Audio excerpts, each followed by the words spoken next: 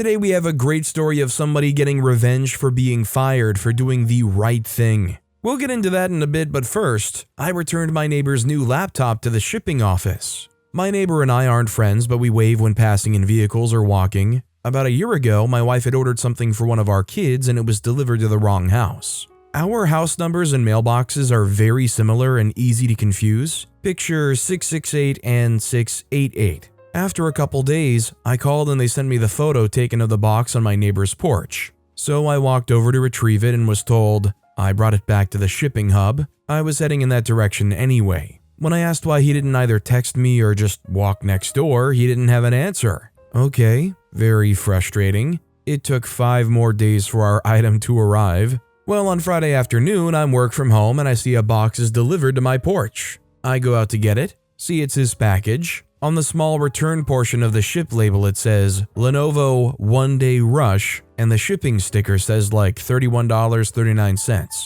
My neighbor assumably ordered a laptop by the weight of it and rushed it over. I picked it up and went straight to the shipping center. After all my errands were done, so I was walking in at 4:50. Don't want to risk they would try to re-deliver it before the end of day. Yesterday, he comes over with the photo of the box on my front deck to ask if I have his box and that it's important. And I respond, I brought it back to be redelivered. He looks almost enraged and says, why? I said, that's the exact same question I asked you when you did it previously. Just thought that this was what you wanted going forward. He was walking down my driveway, shaking his head extra dramatically, but what's good for one should be good for all, no? I'm just glad that they didn't continue trying to rip into OP when they knew that they had been beaten at their own game. It's so much more effort to take it back to the shipping center too that you feel like it has to have been done intentionally. I mean, even if you don't even like your neighbor, it's just so easy to go over and drop it by their front door regardless. Shoot, if you're at odds with your neighbor, maybe it would mend things a little bit. Also, hi, I'm Steven, and if you guys enjoy awesome stories of revenge, why not hit those like and subscribe buttons down below?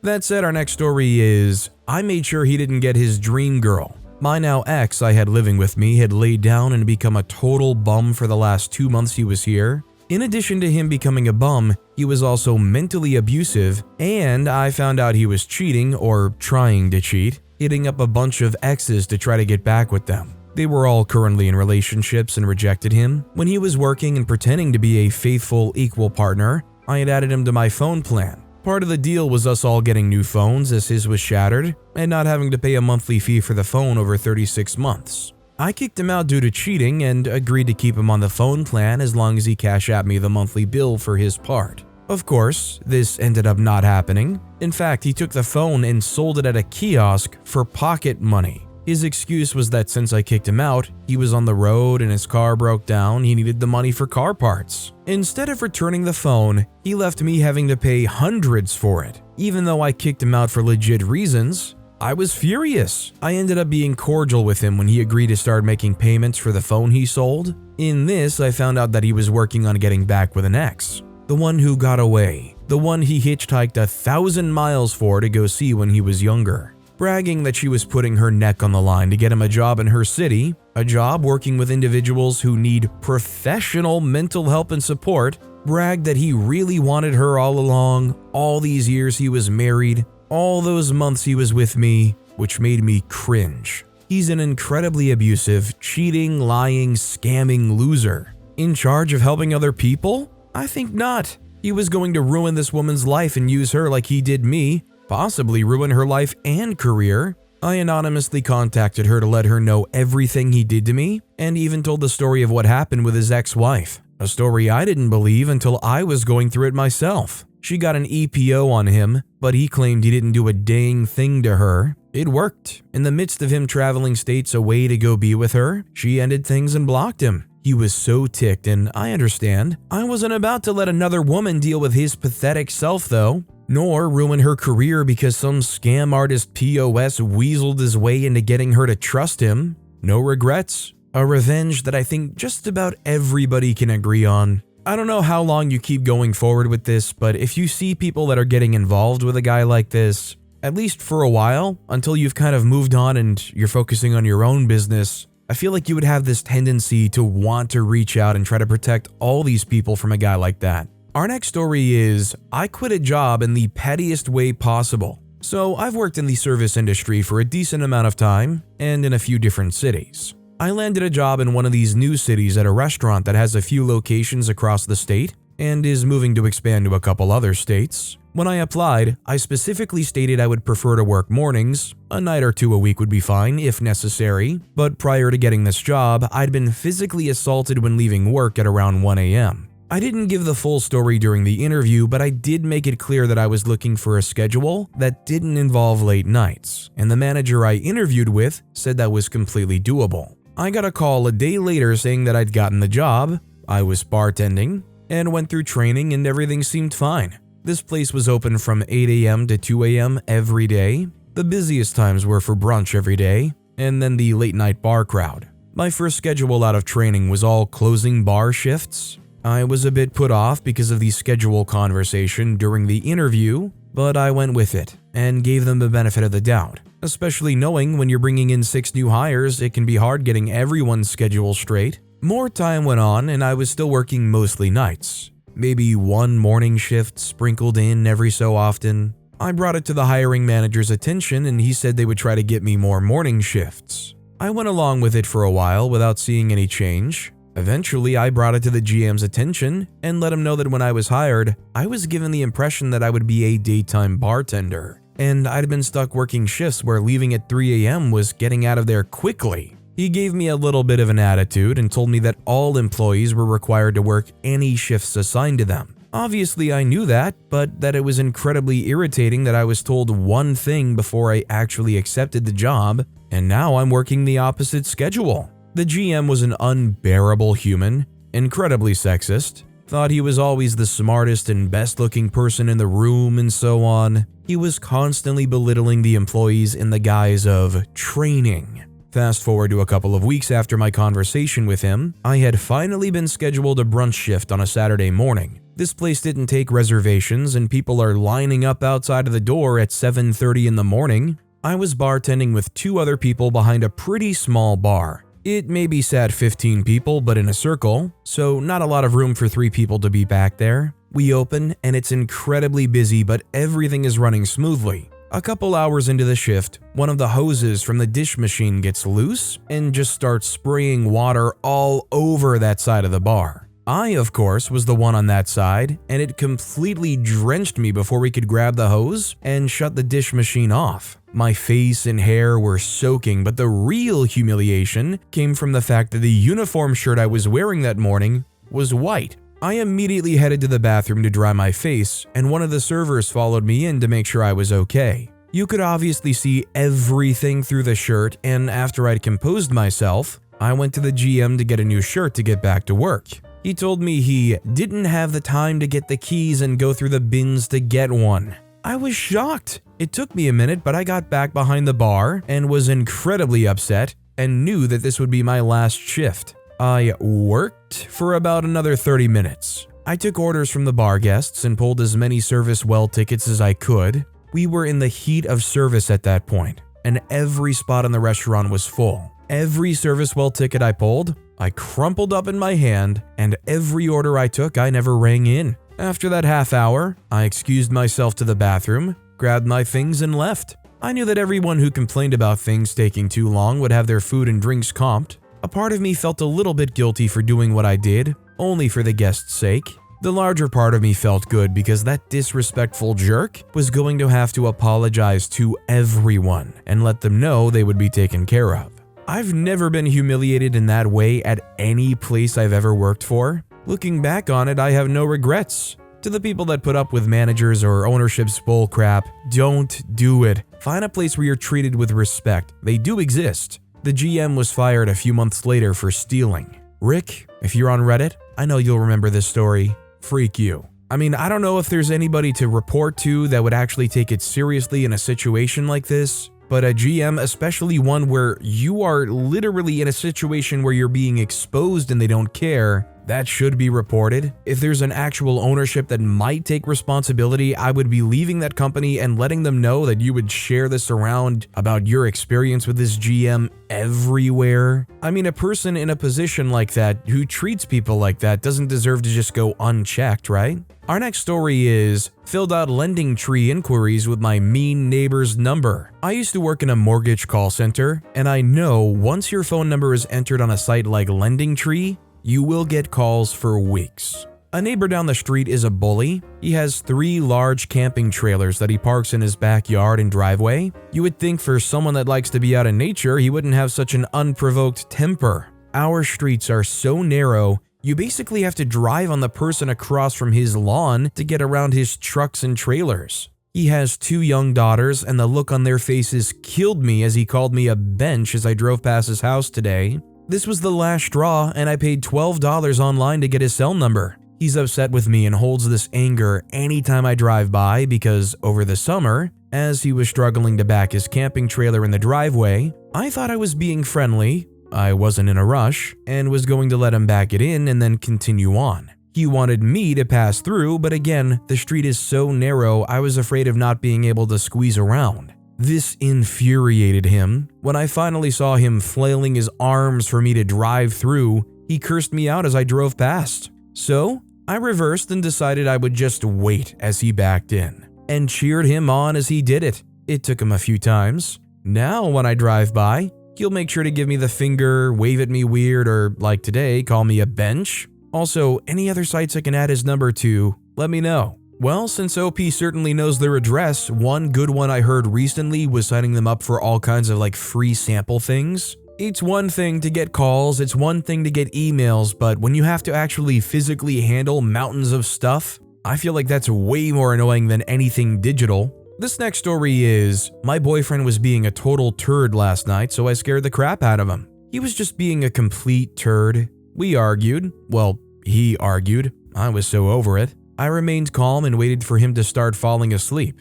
I quietly pulled out my phone and connected to my Bluetooth soundbar and subwoofer in the living room. It turns on automatically by connecting, so I didn't have to get up. I know how loud the speaker is, so I turned it way down to a realistic volume, but keep in mind the subwoofer is also connected to it, still sounds incredibly deep and rich. Once I had the volume where I wanted it, I started by playing a knocking/thud sound effect. I was using Spotify Premium, so no pesky advertisement risks. He didn't seem to hear the knocking, so I switched it up to demonic sounds, like growling and breathing and crap like that. It played for 20 seconds before he perked up and was like, "Do you hear that?" And I was acting like I was half asleep and just groaned and said, "Huh?" He gets out of the bed and makes his way toward the living room. I quickly turned it off so he wouldn't be able to detect where the sound was coming from. He came back in and was like, "Bro, what the freak was that? It stopped as soon as I went in there." I acted unbothered and sleepy, and he eventually got back in bed and went to sleep.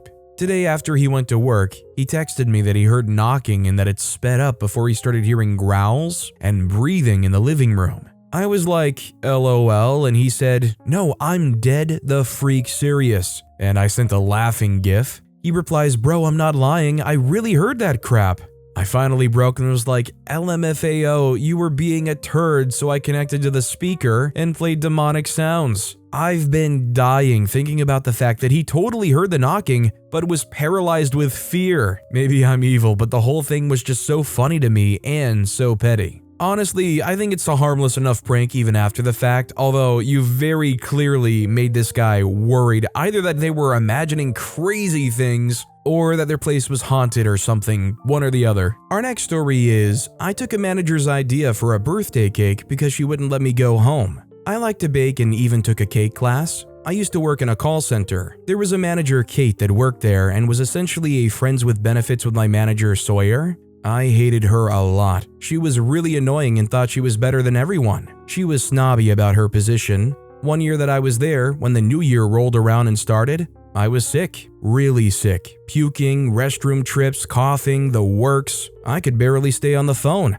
I went to Kate and told her, only manager there, and asked to go home. She said no. If you go home, you will lose your job, is what she said exactly, and continued to mindlessly click on her computer. I had days or hours to cover it, but I was like 20 years old and obviously didn't want any chance of losing my job, so I went back to work, very mad and sick. A couple months later, I was sitting in front of manager Sun's desk. Then Kate came to speak to Sun. She says, "I'm going to make Sawyer an island-themed cake for his birthday." She then began to make jokes between her and Sun that she hopes she can do it. It'll only be box cake because she knows she can't bake and blah blah blah. I asked to see what cake she's going to bake. Extremely simple. So then it hit me. I'm going to make this exact island-themed cake and make it better than she ever could. So I did that night. I brought it into work the next day and gave it to Sawyer in front of everyone. Everyone loved the cake. Thought it was cool. Sawyer loved the cake. Kate hated it. She was butthurt and gave Kat butt face every time I talked to her for months after.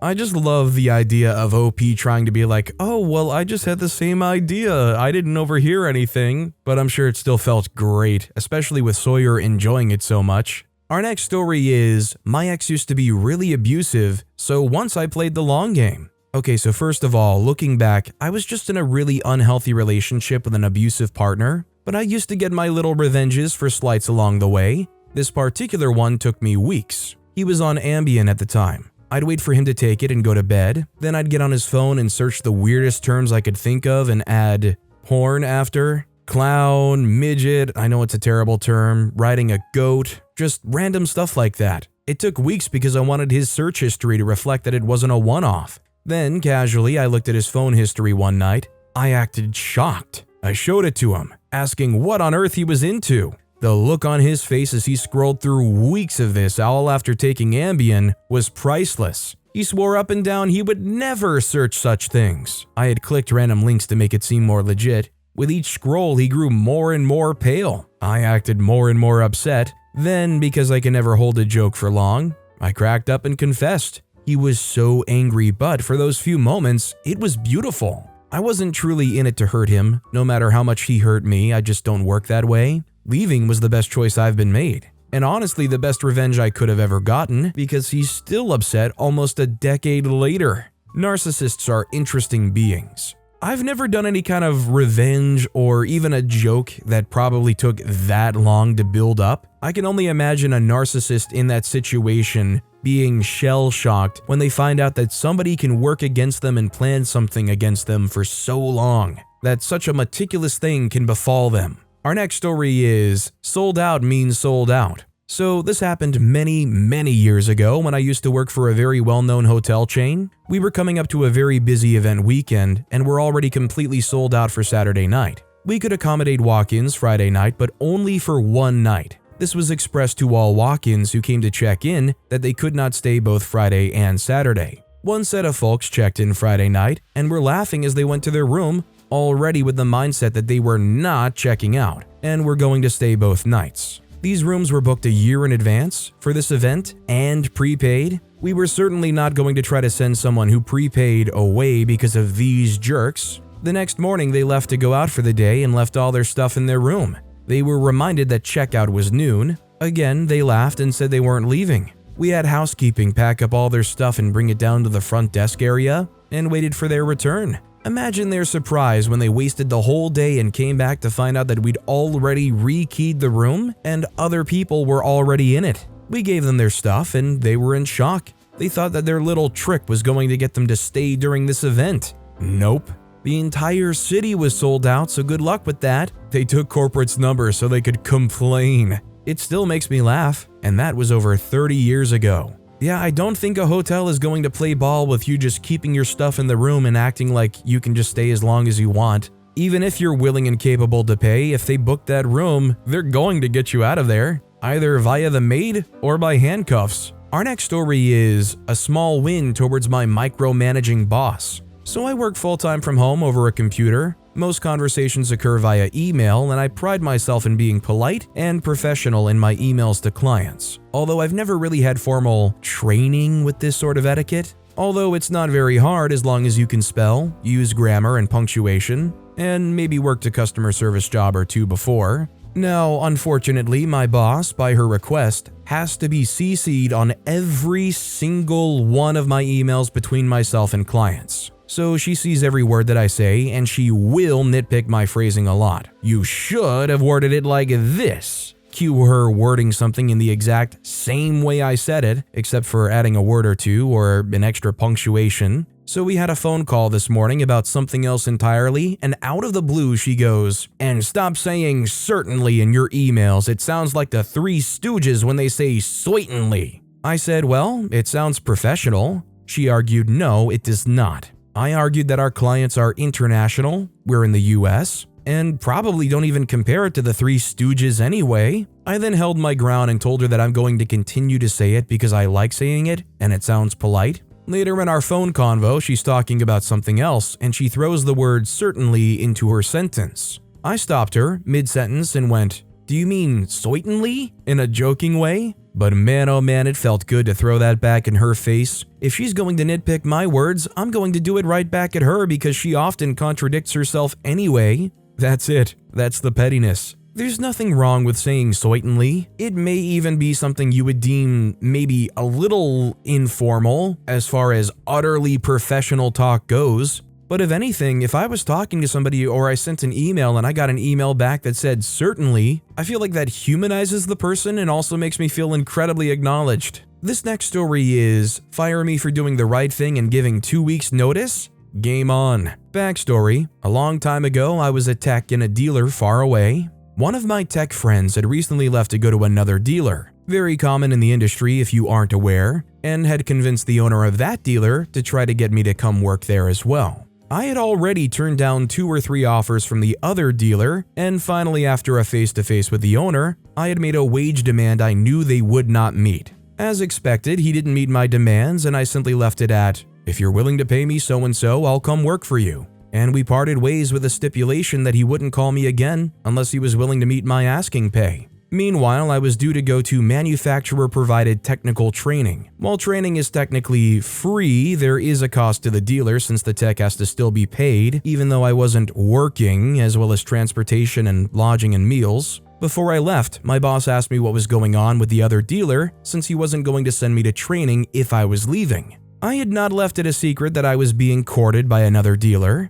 I told him the full story, including my asking wage, to which we both agreed they would never pay. I flat out told my boss that if they made that offer, I would give him the opportunity to match it, but if he didn't, I would leave. Let's just say it would have been a significant raise to above the going market wage. He agreed and I went off to training. While at training, the owner of the other dealer called. He offered me more money than I asked for. I finished the training, recirculating ball steering systems, which are pretty much extinct now by the way, and went home Friday afternoon. Monday morning, I walked into my boss's office. As we agreed, I told him about the offer and gave him the opportunity to meet it or even come close. Instead, he freaked out, started screaming like a petulant child, and fired me. Now, before I'd left for training, I'd taken apart a cylinder head from a double overhead cam engine, which were still fairly new, to this manufacturer at least, and had neatly arranged all the parts atop my toolbox.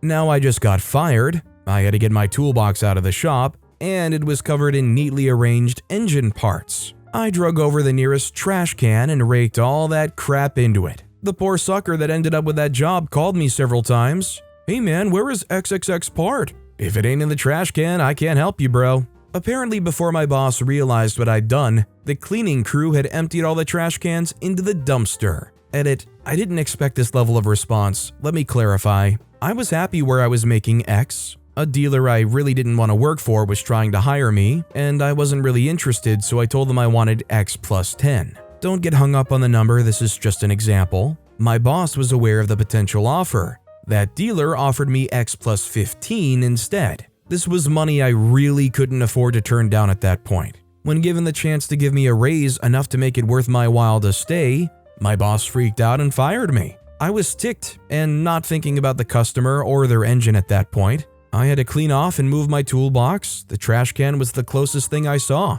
The trash got emptied overnight, so that car and its torn apart engine was ignored for at least a day. Obviously, none of the other techs wanted to take over that job. As far as the customer or the other tech, The customer had to drive the loaner car for a while longer. Their car was a bottom-of-the-barrel budget POS, so they were likely driving something nicer than what they were making a payment on, and fuel was dirt cheap back then. If I remember correctly, I didn't get paid for that job at all, so the other tech got paid the full flat rate for the job. I'm sure he didn't look too hard for the missing parts and just ordered new replacements at the dealer's expense, as they were discovered to be missing. It's one of those situations where you might not notice something missing until you get to the point in reassembly where you need it and can't find it. I'm assuming OP got a lot of comments kind of ripping them apart for screwing over the customer and their engine like that. But I feel like we've all been in a situation where we got frustrated with something or somebody enough to the point where maybe you don't do a rash thing, but it's really coming across your mind. Certainly though, OP should have reeled it in and focused on it's the customer's car. This next story is my little work story. About 14 years ago, I worked for a company that claimed to help families, but when it came to employees putting in notice, they had security walk you out like a criminal in front of everyone. I knew I was no different, so before I put in my notice, I cleaned my desk out. The security guard came for me and apologized to me but walked me out. My horrible boss laughed. I smiled the whole way knowing I was the only person who could get into and work this one system. After a few weeks, my old boss realized that the assessments were not done, as I was the only one who completed them. My old boss had to call me, apologize, and pay me a consultant fee to teach the system to them. It felt great. My one coworker knew and was laughing at my petty revenge. My one question is, if they call you up and apologize and ask for a consultant fee or whatnot, how much more expensive would you upcharge that? I mean, I definitely wouldn't be coming in for my old wage. You'd have to really make it worth my while. Teach you to really regret kicking somebody out the door like that. But with that being said, that's all the time we have for today. Now, if you want to hear another absolutely awesome revenge story, check out that video on the left. Or if you missed my latest video, check out that video on the right. That said, I'll see you all next time with some more stories.